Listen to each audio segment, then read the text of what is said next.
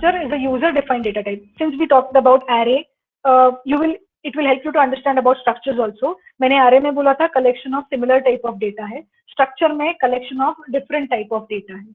Okay, so we can completely put together different type of elements or different type of data regarding an employee or regarding a student in one construct, in one structure. So here I am considering employee as a structure.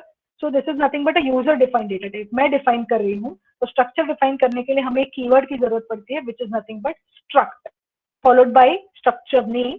इसका एक block of code होता है जिसमें आप structure members को declare करते हो. Now every student or every employee will have name associated with, तो name character type का है, ID integer type का है, salary float type का है. ये सारों को अगर साथ में स्टोर करना है तो मुझे कहाँ स्टोर करना पड़ेगा? एक स्ट्रक्चर में. बट इंडिविजुअली अगर नेम को स्टोर करना है तो मैं कैरेक्टर एरे ले सकती हूँ. इंडिविजुअली मुझे रोल नंबर स्टोर करना है, I can go for integer array also, not a problem. But here I am putting together all of them and then I am making a structure. Okay, so structure का syntax में ये definition लिखने के बाद, if you can see, नहीं तो ये बार बार आ रहा है, we have a semicolon at the end after the structure definition. Why it is required, we will talk about it when we are seeing a program. So this is a structural declaration of a student. More preferably structure का जब name लिखते हो first letter capital लिखो. Rule नहीं है, but it's just a convention to be followed. So structure student has an integer, a character, and a float of marks. Structure definition is terminated by putting a semicolon here. Now, can you calculate total size of the structure here? We'll see that how to calculate size of the structure. Now, what is structure member or structure variable? See, structure member मतलब क्या होता है? ये दो words में बहुत सारे students generally confuse होते हैं. स्ट्रक्चर मेंबर का मतलब होता है जो मेंबर्स स्ट्रक्चर के अंदर डिक्लेयर किए हैं, और स्ट्रक्चर वेरिएबल का मतलब होता है जिसके थ्रू आप ये मेंबर्स को एक्सेस करोगे. Please get this concept very thorough. Structure members are the members of the structure, the variables declared inside structure, and structure variable is variable of structure type by using which I am accessing all these structure members.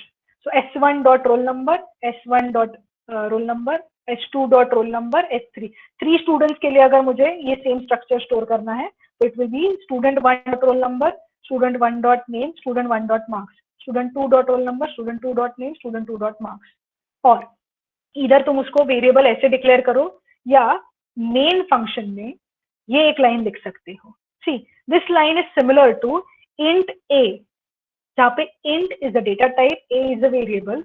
यहाँ पे struct student is a data type and student 1, student 2, student 3 are the variables here. Okay, size of the structure variable कैसे calculate करते हैं? It is simply one structure variable will have a size equal to total number of, जितना इसका सब data types, जितने भी variables हैं यहाँ पे, इन सब का जो एडिशन होता है. जैसे integer takes 4 bytes of data, character takes 1 byte, but then here I am storing 5 characters, so 5 into 1 will be 5, 5 plus these previous 4, 9, and float if I से 4 है या 2 है, इट डिपेंड करता है. ये एग्जांपल में इंट का साइज हमने 2 बाइट्स कंसीडर किया, बट लेटेस्ट सारे 32 बिट और 64 बिट सिस्टम में इंटीजर टेक्स 4 बाइट्स एक्चुअली. तो ठीक है, according to this slide I can take integer takes 2 bytes, character take 1 byte, so 1 into 5 will be 5, float takes 4, okay, so 5 plus 4 9, and the previous 2 11 bytes. But in current example, if integer takes 4 bytes, it will be 13 bytes. So each structure variable will have a size of 13 bytes altogether. So this is a very simple example of a structure initialization. I'm so sorry, I've taken this example from my friend. So output is different, but the string has been initialized here has differently. I can quickly edit it. Okay, so if I have to initialize structure members, generally हम लोग ये syntax follow नहीं करते because we generally accept user input for structure. So I'm not going to spend so much of time in structure initialization. Each member of the structure is initialized like this. Since it is a string, it is initialized in double quotes, and meaningly all the different type of data types variable are displayed are initialized accordingly. या तो ऐसे एक curly bracket में साथ में सबको initialise कर दो, या तो उसको 1 by 1 using each structure member तुम इनिशियलाइज कर सकते हो. Now what is nested structure? Nested structure, again similarly we have a nested concept seen before. We have a concept inside another, we have a construct inside another construct. Suppose मुझे अगर एक employ का या एक student का date of joining store करना है, तो एक स्ट्रक्चर के अंदर हम लोग एक नेस्टेड स्ट्रक्चर क्रिएट करेंगे, where we have another structure consisting of different set of attributes. Let's say date of joining is made up of 3 things: date, month and year. और उस इनर स्ट्रक्चर का variable यहाँ पे declare करते हैं और outer structure का variable यहाँ पे डिक्लेयर करते हैं. If you see one structure, this is an outer structure, ये सारे उसके मेंबर्स है. डीओजे भी एम्प्लॉय का ही स्ट्रक्चर मेंबर है, इसलिए मैंने बोला मेंबर और वेरिएबल में कंफ्यूजन मत करो. ये आउटर स्ट्रक्चर एम्प्लॉय है. Structure member 1, structure member 2, structure member 3 is another structure which is date of joining. So it has got again internal inner structure जिसका variable, so this D belongs to DOJ, ये इसका variable है. And then float salary again belongs to employee structure, और यहाँ पे मैं उसका variable declare कर सकती हूँ जो तुम लोगों को यहाँ पे दिखाई देगा या मेन में दिखाई देगा. ठीक है, अब इसका एक और सिंटैक्स है. एक तो तुम क्या करो, एक स्ट्रक्चर को दूसरे स्ट्रक्चर के अंदर डिक्लेयर कर दो. Okay, I generally follow this syntax.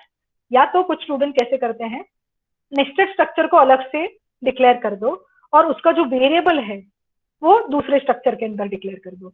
For example, if DOJ is independent structure as of now, but when I create a variable of DOJ inside employee structure as a member of employee structure, then DOJ structure becomes nested structure of employee structure.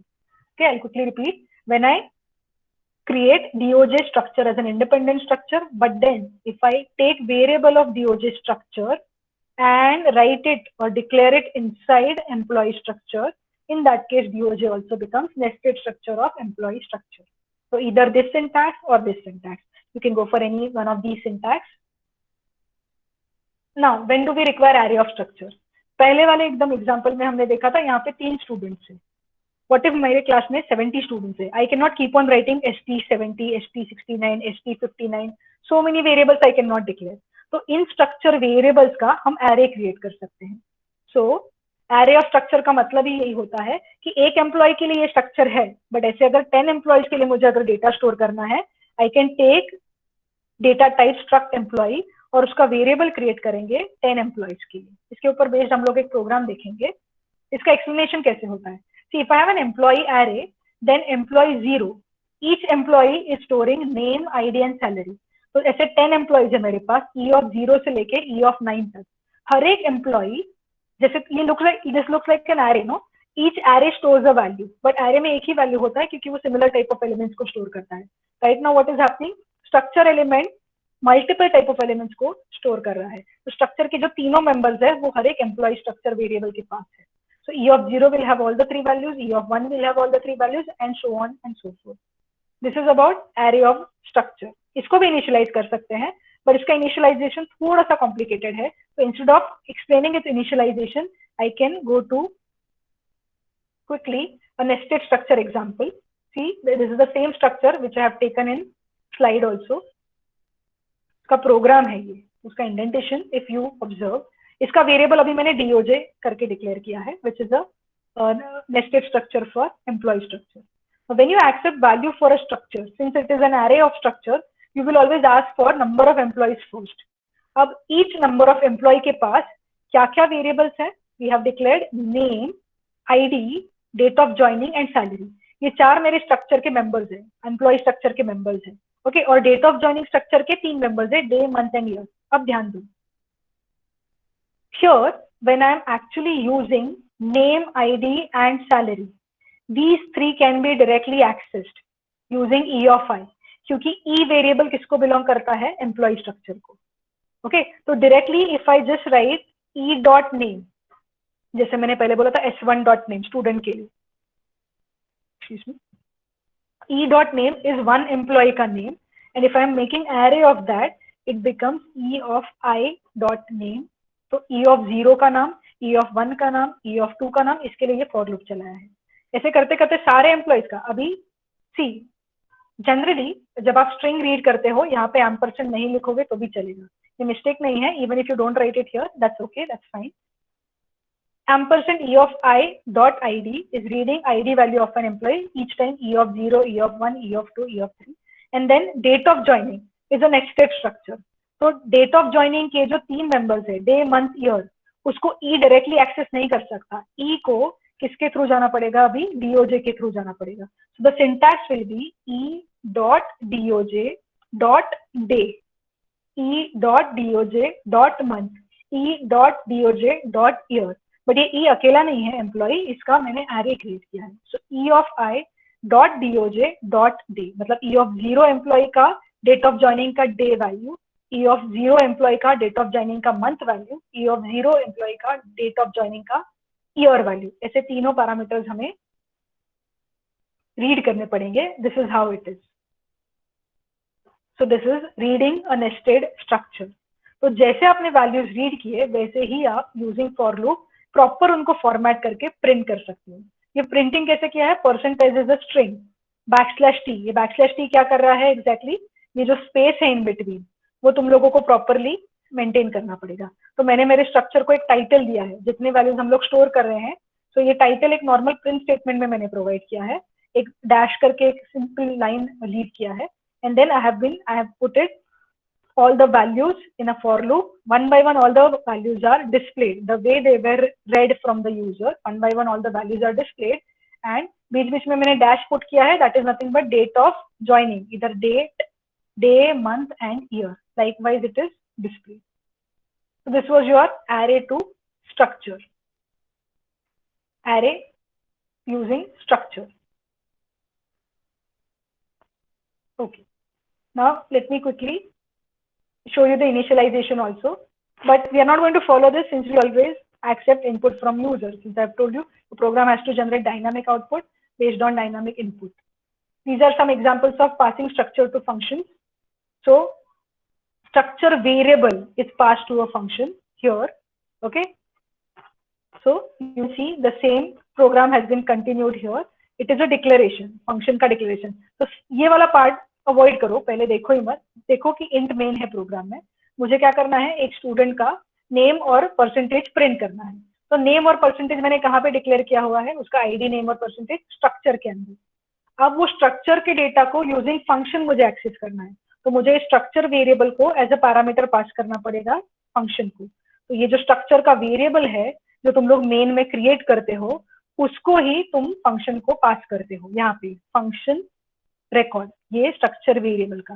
तो ये record में क्या क्या values जाएगा, 1 राजू 86.5. तो ये 1 राजू 86.5 ये line से फंक्शन कॉल, फंक्शन जहाँ पे डिफाइन किया है यहाँ पे आएगा. 1 is assigned as record ID, 86.5 is assigned as percentage, Raju is assigned as name. And using structure variable तुम structure members के value function के थ्रू डिस्प्ले कर रहे हो. A very simple program, but then you just have to remember structure variable को पास करोगे तब जब फंक्शन डेफिनेशन में यहाँ पे रिसीव करोगे, this parameter has to be a structure variable only. जैसे आप int इधर a पास करते हो तो यहाँ पे int a लिखते हो, तो जहाँ पे रिकॉर्ड जब लिखोगे तो उसका टाइप क्या है रिकॉर्ड का, स्ट्रक्ट स्टूडेंट, तो उसके पहले स्ट्रक्ट स्टूडेंट आना चाहिए. Okay, this was passing structure to function. Union I am not going to discuss much because structure and union are only syntactically different. Structure और यूनियन में डिफरेंस क्या है, जहाँ पे आप लोग स्ट्रक्ट कीवर्ड लिखते हो वहाँ पे यूनियन कीवर्ड लिखते हैं. और जैसे memory keywords are different which are used. Struct में स्ट्रक्ट कीवर्ड है, यूनियन में यूनियन है. Size of the structure is calculated as addition of all the data type variable stored in structure. Union में क्या होता है, जो मैक्सिमम वेरिएबल है, जैसे डबल है सबसे ज्यादा साइज वाला वेरिएबल, तो उसका साइज एलोकेट हो जाता है पूरे यूनियन को. And then there are various parameters on the basis of which structure and union are differentiated. Unions are not much covered or useful since उसका memory limitation ज़्यादा है structure से. Structure gives you more memory compared to union, इसलिए we always prefer using structure. Accessing members of structures are using dot operator. Individual member can be accessed at a time. Union में only one member access at a time. इससे बहुत सारे limitations है union के, इसीलिए union generally हम लोग practically examples में implement नहीं करते.